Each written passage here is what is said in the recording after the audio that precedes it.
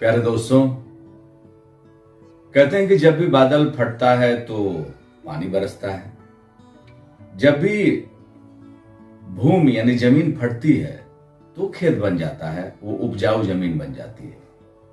यही नहीं, जब बीज फटता है यानी कि बीज जब अपने आप को समर्पित करता है तो वो एक पौधा या बड़ा वृक्ष बन जाता है।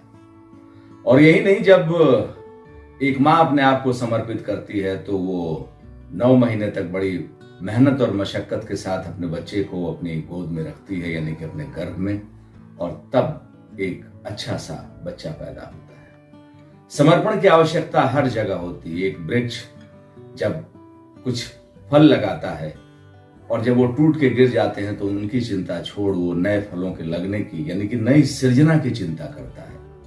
इसलिए जीवन में अच्छी सृजना हो, कैसे हो, इस पर विचार करना चाहिए।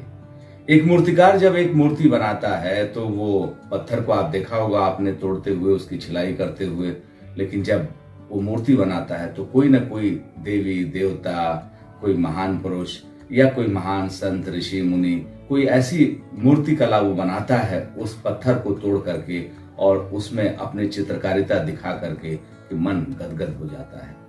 कई बार हमारा और आपका मन भी टूटता है, ठीक, लेकिन टूटने का मतलब ये नहीं कि हम अपने मन में कुछ ऐसी चिंता पाल लें जिससे कि हमारा मन दुखी हो। ध्यान रखिएगा, चिंता ऐसी बावरी काट कलेजा खाए। और यदि आप परमात्मा कृपा में विश्वास रखते हैं तो ये मान के चलिए कि आपका मन यदि किसी कारण बस टूटता है, आपको लगता है कि आपके अंदर निराशा है, हताशा है, आपके अंदर तनाव है, चिंता है, आपका कोई काम बिगड़ रहा है, खराब हो रहा है, या आपका कोई रास्ता बंद हो रहा है, तो भी यकीन मानिए, विश्वास रखिए कि परमात्मा कृपा करता है और एक रास्ते की जगह आपके 7 द्वार खुलते हैं।